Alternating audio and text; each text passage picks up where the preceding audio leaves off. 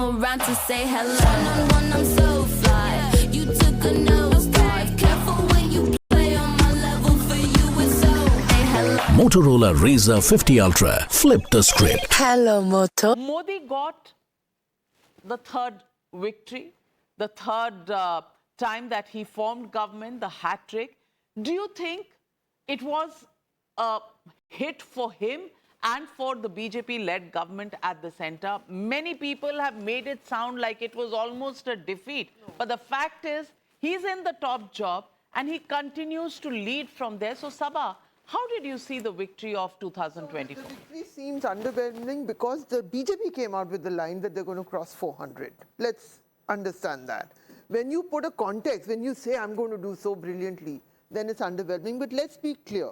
So it was certainly a good time for the opposition as the result came out.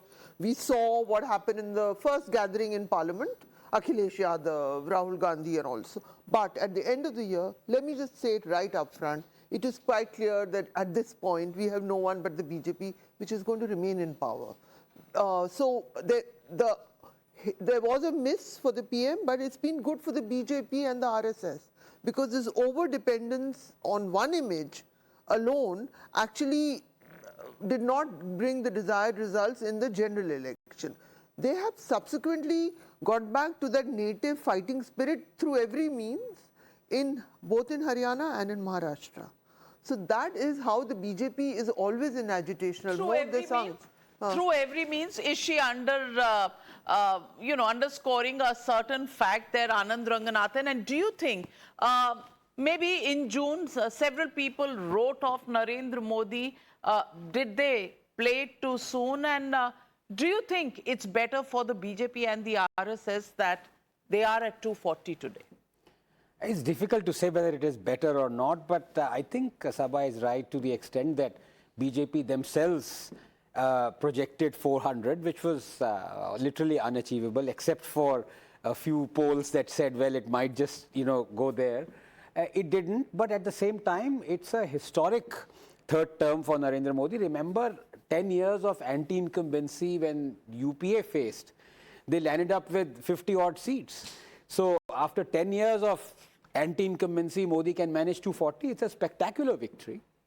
Having said that, moving forward, I think it augurs good for the country, but I would say a lot of toughest decisions that could have been made in the first 10 years, especially on Hindu rights, now possibly will go to the back burner, which is disappointing for me because I think one wants to look for equality amongst all people of this country.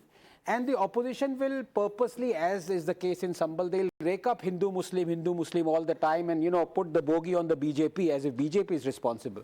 So that kind of morass, and we've seen about Dr. Ambedkar, how absolutely bizarre curtailing of a clip has led to now protests and people being seriously injured as well in many areas of the country. So opposition needlessly pricks on something, picks up an issue, moves along, but the Modi bandwagon is going sure and strong. Well, Abhijit Iyer Mitra, again I come back to the point that Saba made. They tried every trick in the trade to win the two elections of Haryana and Maharashtra and other states at that time. Do you really think that was because the BJP was down and out and wanted to win at any price? And then where Anand Ranganathan says that the opposition picks up, is this a sharper opposition or is this an opposition that has tried and tested the formula of a false narrative, seen successes there and probably trying it all over again? It's the last gasp, the black swan event of a flailing opposition. They're loud doesn't translate into effective. Let's remember that. The problem has been one thing consistent, has been, bad post facto post-mortems done on elections. In 2004, everybody says it was because of India Shining. It had nothing to do with India Shining. It had to do with the fact that the RSS sat out the election. In 2024, the same thing happened again. On the request of the BJP, the RSS sat out the election. What changed in Haryana and Maharashtra was the fact that the RSS was they were begged literally, Shashtang Pranam for them to come back into it, right?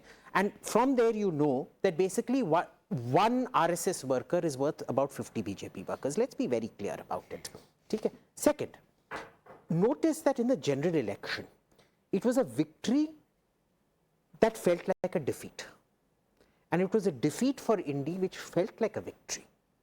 But again, bad post-mortems. In the general election, the pollsters got the percentages right, they got the numbers wrong. In the Maharashtra and Haryana elections, they got both the percentages wrong and the numbers wrong. So if anything, we've either become static with our analysis or we're going down with our analysis, and I don't know why that is. The third part is, I would generally agree with Saba that the BJP has probably got its game together. Generally, you know, it's that thing when you're over 272, you're the fat cat, you don't need to worry.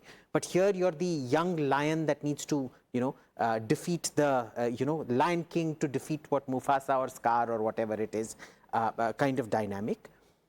But notice, even here, they're fairly incompetent. Clip curtailing, remember it was the clip curtailing of this constitutional reforms and things that cost them a lot of SC, ST, OBC votes in the general elections. There was clip curtailing done this time. They've finally woken up to it now, right? And they've gone on a counter-offensive. I don't know if this beating up of the Sarangi gentleman and the other person is tamasha real. I haven't seen the original video. Nobody has seen the original video because the exact moment doesn't exist on camera that we've seen. But they've finally given pushback, a solid pushback on something, a multi-spectral pushback. Before it used to be one spokesperson would do a good job or one minister would do a good job, the rest would be like Baba Black Sheep. No, this time they're doing it well. So partially agree with Saba. Well, so let me ask you, Tehseen Poonawala, is this the last gasp, very, very desperate attempt, as Anand Ranganathan says, that the opposition is going through? The fact is that Omar Abdullah has won Jammu and Kashmir. The fact is that, in Jharkhand, people have, the India Alliance has won. The big issue here is that the Congress is nowhere to be seen. The Congress is lower than Uddhav Thackeray in Maharashtra, total cropper. The Congress has lost out in Haryana. The Congress has been decimated in Jammu and Kashmir. In Jharkhand, they are non-existent. But attitude itna hai ke boss, they own the world. That's the swag. Is that helping? If I may just add, the issues that Congress picked up, their own alliance partners are criticizing, for example, Adani and EVMs. If I were to speak as not as a Congress supporter or voter, which I am, but as a political analyst, which in capacity all of us are, the Congress is in a much more difficult position than it was in 2014. That's the first analysis, if you're very honest with it. And I agree with you, Doctor. Some of the issues that the opposition picked up, this parliament session in particular, the government could have been on the mat, and it will be 1, 2, 3, a countdown. Navika, with respect to you, Saba and Sir, you all don't know what is Plan B in Bangladesh. The government hasn't told us. You have an NGO running Bangladesh. And for the viewers, when NGOs take over, see what happens. Bangladesh is being run by an NGO. Syria, we have investments there. We have Indians in that area. We don't have a Plan B in Syria.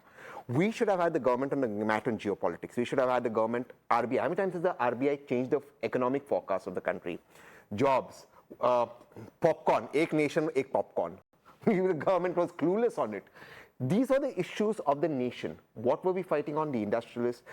They were obviously getting in George Soros. Now the problem in equating the two is it's an unequal comparison. Because when there is no discussion and the government gets away, the government is let off.